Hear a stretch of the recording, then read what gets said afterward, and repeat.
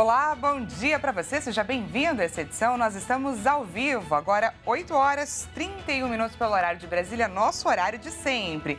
Já parou para pensar no que você precisa saber para começar essa quarta-feira bem informado? Pega o seu cafezinho, o seu chazinho, como preferir, que eu te conto quais são os assuntos que estão em jogo no Brasil e no mundo neste 24 de abril. Abro para você o nosso cardápio de notícias. 13º de aposentados e pensionistas começa a ser pago hoje. Ministro da Fazenda, Fernando Haddad, se reúne com senadores para tentar barrar a PEC do quinquênio. Guerra entre Israel e Hamas passa de 200 dias sem perspectiva de trégua. E ainda, Congresso dos Estados Unidos aprova a lei que pode banir o TikTok no país. Proposta segue agora para a sanção do presidente. Reparou? Estamos cheios de notícias para compartilhar com você e é a partir de agora, portanto, vamos juntos. Olha só, começa nessa quarta-feira o pagamento do 13º do INSS para quem recebe até um salário mínimo. No mês passado, o presidente Lula assinou um decreto que antecipou o repasse com o objetivo de estimular a economia. Nessa primeira fase, o abono é destinado a pessoas que receberam benefícios como aposentadoria ou auxílio acidente neste ano. Vamos conferir juntos mais detalhes. De acordo com o decreto, o abono será pago em 2 parcelas. Os primeiros a receber o pagamento serão os beneficiários da Previdência Social, com número de identificação social com final 1.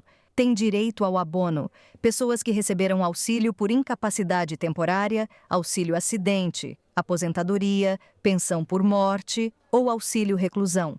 Mais de 33,5 milhões serão beneficiados. Tradicionalmente, o pagamento seria feito no segundo semestre do ano. Mas, para movimentar a economia, o governo passou a antecipar o abono. Para quem recebe mais que um salário mínimo, os pagamentos começam no dia 2 de maio. Golpistas estão se passando por servidores do INSS para solicitar dados e fotos de beneficiários com um pretexto falso de que fariam a prova de vida presencial. É golpe e o alerta do Instituto é para que as vítimas registrem boletins de ocorrência. Quem traz para a gente mais detalhes é a nossa repórter Lilian Heck, direto de Dourados. O alerta foi emitido pelo próprio Instituto Nacional de Seguro Social, depois que um servidor de São Paulo fez a denúncia de que golpistas estavam se passando por funcionários do órgão. Os criminosos teriam usado crachás falsos e ido até as casas das vítimas solicitando dados e fotos de beneficiários, alegando que fariam uma prova de vida presencial, o que não é uma prática do Instituto. Desde janeiro do ano passado, a obrigação de comprovar que a pessoa está viva passou a ser do próprio INSS, através do cruzamento de dados federais, estaduais, municipais e de instituições como vacinação, empréstimos, declaração de imposto de renda ou até consultas médicas, por exemplo. Vale lembrar também que não é proibido que um funcionário do INSS vá até a casa do beneficiário, mas as situações em que isso acontece são extremamente raras, já que antes ele passa pelo cruzamento de dados e posteriormente é notificado pelo aplicativo Meu INSS e pela central telefônica 135. Para saber se a visita é de um golpista, o ideal é ligar na central ou verificar se há alguma notificação no aplicativo. Lembrando que nenhum benefício será cortado por falta de prova de vida até o dia 31 de dezembro deste ano. O INSS já levou a denúncia até a Procuradoria Federal especializada que atua no órgão, mas os golpistas ainda não foram localizados. A orientação é para que as vítimas façam um boletim de ocorrência, troquem a senha do aplicativo Meu INSS e bloqueiem a função de empréstimo consignado. O alerta vale também para todos que recebem benefícios do governo através do Instituto, além de aposentados e de pensionistas. O que não falta é criatividade para os criminosos e é importante ficar atento para não cair nos golpes. A arrecadação do governo bateu um novo recorde. Em março, houve uma alta de 7,22% em relação ao mesmo período do ano passado. Esse é o 4º mês de recorde consecutivo. As receitas de impostos, contribuições e demais tributos ultrapassam mais de 190 bilhões de reais. De janeiro a março de 2024, a arrecadação também foi a maior da série histórica iniciada no ano 2000, com o valor de quase 658 bilhões de reais, uma alta de 8,36%. Segundo especialistas, o resultado é explicado, em parte, pela dinâmica de tributação do PIS/COFINS sobre combustíveis e pela tributação dos fundos exclusivos, chamados de fundos dos super-ricos. De acordo com a Receita Federal, houve aumento no volume de vendas e serviços, assim como a retomada da tributação do óleo diesel e da gasolina, principalmente. Outro fator que explica o recorde são os valores arrecadados de 10 bilhões e meio de reais de imposto de renda. Com esse resultado, a possibilidade de uma mudança da meta fiscal no primeiro semestre deste ano fica mais distante. A expectativa do governo é de zerar o déficit fiscal neste ano. E o Congresso analisa nesta quarta os vetos do presidente Lula sobre a lei que restringe saidinha de presos. A análise de questões polêmicas acontece num momento de clima tenso entre executivo e legislativo. São mais de 30 vetos na pauta, mas o governo articula votar apenas os temas com consenso entre os parlamentares. Entre os temas que devem ser destacados está o veto em relação ao projeto que restringe as saídas temporárias de presos. Entretanto, o foco dos congressistas está em recuperar os 5 bilhões em emendas parlamentares barradas pelo presidente Luiz Inácio Lula da Silva. A liderança do governo insiste na derrubada parcial do veto às emendas e defende a liberação de 3 bilhões. Esta semana, o governo liberou mais de 2 bilhões.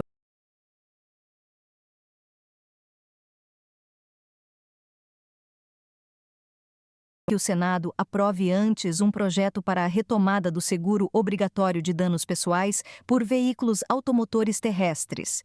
Assim, o governo conseguiria verba para arcar com as emendas travadas pelo veto. O líder do governo no Congresso, Randolph Rodrigues, afirma que, mesmo com o montante, o governo não conseguiria pagar totalmente as emendas.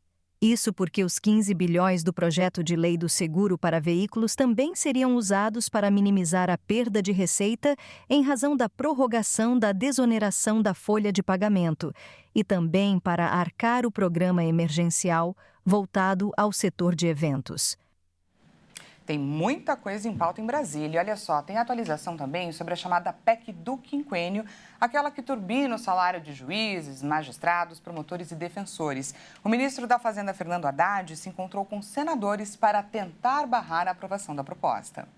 O encontro aconteceu na noite de terça-feira na casa do líder do governo no Congresso, Randolph Rodrigues, e contou com a presença do ministro das Relações Institucionais, Alexandre Padilha, e mais 18 senadores. Na reunião, Haddad disse que seria uma imprudência a aprovação do texto e que o avanço da proposta atrapalha a conjuntura econômica. O ministro da Economia defendeu ainda que seria importante mostrar que o país está atento à questão das contas públicas, já que a medida pode causar um impacto de mais de 80 bilhões de reais nas contas públicas, segundo estudos do Senado.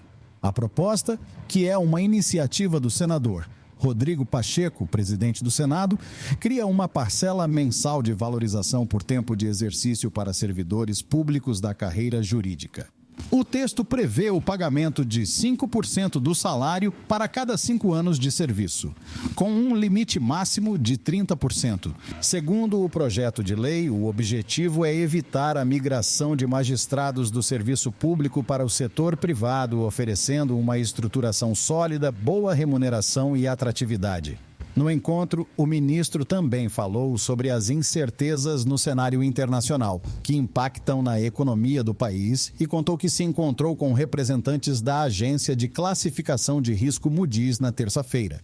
Segundo o Haddad, a agência deve divulgar em breve a nota de crédito do Brasil, a qual tem de ser influenciada por decisões de gastos tomadas pelo Congresso. E vamos agora de destaque internacional. A Argentina pediu a prisão do ministro do Interior do Irã pelo atentado contra a AMIA. O ataque deixou 85 mortos em Buenos Aires há 30 anos. Segundo um comunicado da chancelaria do país sul-americano, a Argentina reclama a prisão internacional dos responsáveis pelo atentado de 1994 à AMIA. Um deles é Ahmad Farid, procurado pela justiça argentina como um dos responsáveis pelo atentado, ressalta o comunicado, que também é assinado pelo Ministério da Segurança. Farid é ministro do Interior do Irã e faz parte de uma comitiva que se encontra atualmente no Paquistão e Sri Lanka.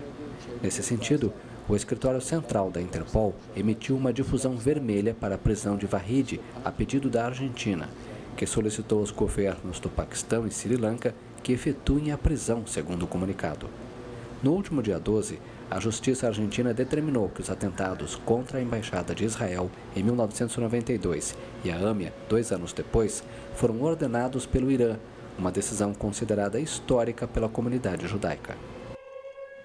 O presidente da Venezuela, Nicolás Maduro, anunciou que o escritório do Alto Comissariado das Nações Unidas para os Direitos Humanos vai retornar ao país.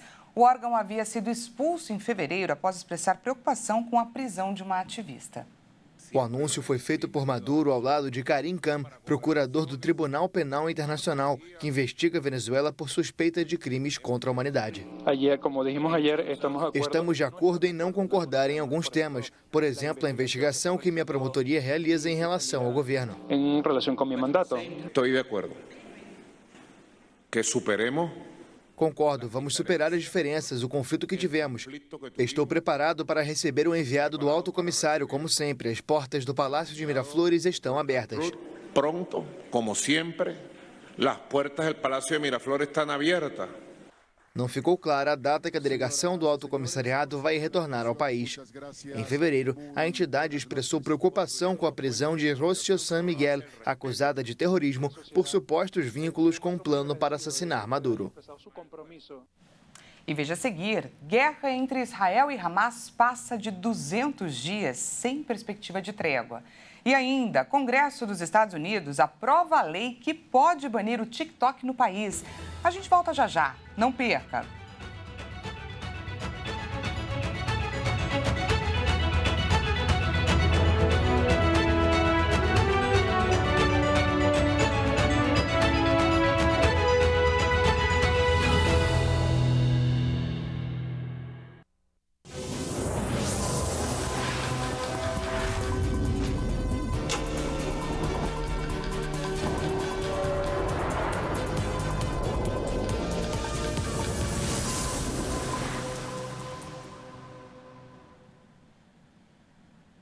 Seja bem-vindo mais uma vez. Agora são 8 horas e 46 minutos pelo horário de Brasília. Trazemos mais destaques do cenário internacional dessa quarta-feira para compartilhar, é claro, com você. A guerra entre Israel e Hamas em Gaza completou 200 dias ontem, terça-feira, sem sinais de um possível acordo de trégua ou de que o grupo Hamas se prepare para libertar finalmente os reféns. O conflito segue em curso, inclusive com a expectativa de que Israel invada Rafah, região do sul do território palestino. 200 dias de guerra na faixa de Gaza e nenhum sinal de desescalada. O conflito entre Israel e Hamas no pequeno território palestino alcançou a triste marca nesta terça-feira. O movimento islamista não parece estar disposto a libertar os reféns que ainda mantém cativos, nem Israel desistiu de invadir Rafah, no sul do território, apontada por autoridades de Israel como o último grande reduto de milicianos inimigos. Para derrotar o grupo palestino, o primeiro-ministro israelense Benjamin Netanyahu prometeu continuar sua ofensiva contra a cidade, que concentra 1,5 milhão de pessoas, a maioria deslocados pela guerra. A comunidade internacional pede que o premier desista do plano, temendo uma catástrofe humanitária ainda maior. Uma possível retirada dos moradores parece impossível nas condições atuais. O conflito começou em 7 de outubro, com um ataque de milicianos islamistas que matou 1.170 pessoas no sul de Israel e sequestrou mais de 250. De acordo com uma contagem baseada em dados oficiais israelenses. Pelo outro lado, o Ministério da Saúde na faixa de Gaza, governada pelo Hamas, contabiliza mais de 34 mil mortos desde o início da guerra, a grande maioria civis. Após uma breve trégua e troca de reféns por prisioneiros palestinos no final de novembro, as negociações estagnaram. O Catar, que junto com o Egito e os Estados Unidos está atuando como mediador para conseguir um cessar-fogo e a libertação dos reféns restantes, disse que os representantes do Hamas permanecerão em Doha enquanto sua presença for útil e positiva para o progresso das negociações. A Organização das Nações Unidas exigiu uma investigação internacional após a descoberta de valas comuns em hospitais de Gaza. A Proteção Civil da faixa de Gaza indicou que desde sábado foram exumados cerca de 340 corpos que haviam sido enterrados pelas forças israelenses em valas comuns no Hospital Nasser, em Khan Yunis. O exército israelense negou ter enterrado centenas de palestinos no hospital e declarou a acusação infundada. As acusações de que as forças de defesa de Israel enterraram corpos palestinos são infundadas, disse a Força Armada, acrescentando que exumou corpos para verificar se havia reféns entre eles, antes de enterrá-los novamente. Segundo Israel, o Hamas usa hospitais para realizar ataques e esconder túneis e armas. O movimento islamista palestino nega essas acusações. E vários protestos têm sido registrados em universidades dos Estados Unidos. Nessa terça-feira, mais uma vez, os estudantes exigiram pelo fim da guerra de Israel em Gaza. Os protestos pró-Palestina continuam em universidades dos Estados Unidos. O conflito de Gaza provocou manifestações em vários campi americanos nos últimos dias, onde estudantes exigem o fim da guerra de Israel em Gaza. Na segunda-feira, um total de 133 pessoas foram detidas à noite após uma manifestação estudantil na Universidade de Nova York. Os detidos foram liberados, afirmou o porta-voz do Departamento de Polícia de Nova York. 4 deles terão que comparecer perante um juiz, segundo a polícia. Mais de 100 estudantes foram detidos na semana passada na Universidade Columbia, em Nova York, depois que o reitor pediu intervenção policial. Vários políticos, incluindo congressistas, acusaram os manifestantes de alimentar o antissemitismo, cujo debate também chegou à Casa Branca. Após meses de negociações, o Congresso dos Estados Unidos aprovou um pacote de ajuda militar e econômica à Ucrânia, no valor de 61 bilhões de dólares. Essa quantia equivale a 312 bilhões de reais. A ajuda, de 95 bilhões de dólares no total, inclui também verbas para Israel e Taiwan. O presidente ucraniano Volodymyr Zelensky agradeceu ao Senado americano pela aprovação. Na última segunda-feira, o presidente dos Estados Unidos, Joe Biden, prometeu a Zelensky que enviaria ajuda militar rapidamente. O exército ucraniano enfrenta uma escassez de recrutas e munições que o enfraquece face à pressão constante das tropas russas no leste. A situação no fronte pode piorar em maio e início de junho, que será um período difícil, alertou na última segunda-feira o chefe da inteligência militar ucraniana, Kirilo Budanov. Bom, em meio a esse pacote de ajuda à Ucrânia, o Senado dos Estados Unidos também aprovou nesta terça-feira um projeto de lei que pode proibir o TikTok no país se a ByteDance, que é a empresa chinesa que controla o aplicativo, não passar o comando da plataforma a um proprietário americano. O texto segue para a sanção do presidente Joe Biden. A medida recebeu 79 votos favoráveis e 18 contra. A Câmara dos Representantes já havia aprovado a medida no sábado por 360 a 58. A justificativa dada por defensores do projeto é que a relação da China com a ByteDance pode trazer riscos à segurança nacional, uma vez que a companhia seria obrigada a compartilhar dados com o governo chinês. A empresa, porém, afirma que nunca compartilhou informações sigilosas dos mais de 170 milhões de usuários norte-americanos e que não fará no futuro. O pacote também chancela ao presidente do ZEUA o poder de classificar outros aplicativos como ameaça à segurança nacional, caso também sejam de um país considerado hostil. O projeto de lei vem na esteira de anos de investigações sobre a ligação do TikTok com a China. Quando ainda estava na Casa Branca, em 2020, o ex-presidente Donald Trump tentou, sem sucesso, proibir o aplicativo por meio de uma ordem executiva. Bom, o projeto de lei dá à ByteDance 270 dias para se desfazer da plataforma de vídeos TikTok. Se o projeto for sancionado pelo presidente Joe Biden, o prazo se encerraria no dia 20 de janeiro de 2025, podendo aí ser adiado por mais 90 dias. A mais recente edição do Relatório Mundial da Felicidade revela que o índice entre os jovens aumentou em alguns países. Vamos ver.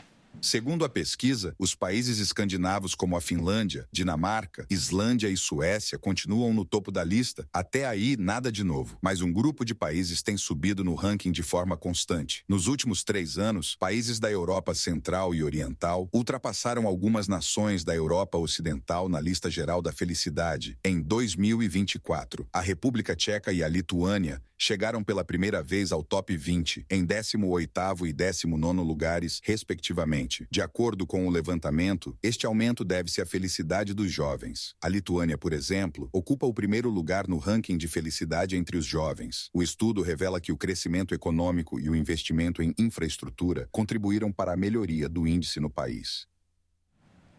Hoje nós vamos conhecer um pouco mais sobre a Suíça, um dos países mais desenvolvidos do planeta e um grande exportador de uma das maiores delícias do mundo para os amantes de doces, é claro, o chocolate.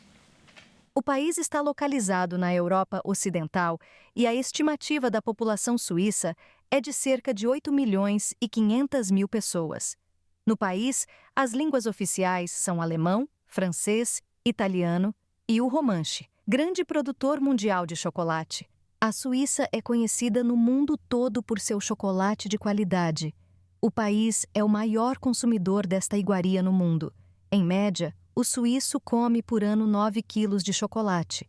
Um país diverso culturalmente, por lá é muito comum ouvir a pergunta: de onde você vem? Já que cerca de 25% da população que vive lá é de estrangeiros. A maior parte dos estrangeiros vem dos países europeus, como França, Itália, Alemanha e Portugal. E o grande atrativo para quem busca o país é a qualidade de vida e os altos salários oferecidos. Bom, e já que estamos falando da Suíça, é para lá que a gente vai agora, de carona, é claro, com a tecnologia. Vamos direto para a Vila de Verbier, que é um dos pontos turísticos mais procurados por quem gosta de se aventurar na neve. Localizada no sudoeste da Suíça, no Cantão Valais, essa é uma estância de férias de uma área de esqui nos Alpes suíços, reconhecida inclusive como uma das principais estâncias de esqui do mundo. Por lá, nesse momento, gente, faz 1 grau. Dá para ver nas imagens que já nevou pelas árvores que estão com um topinho branco e algumas casas também, é claro, com os telhados cobertos de neve. Na Suíça agora são 13 horas e 55 minutinhos, 5 horas de diferença com relação a gente aqui no Brasil, enquanto aqui 8 horas e 55 minutinhos. Essa edição então fica por aqui. Mais informações você confere ao longo da nossa programação. Não se esqueça que às 10 horas é Juliana Dariva quem chega com mais notícias para você. Uma excelente quarta-feira e já já a gente se encontra na edição da 1 da tarde. Até lá!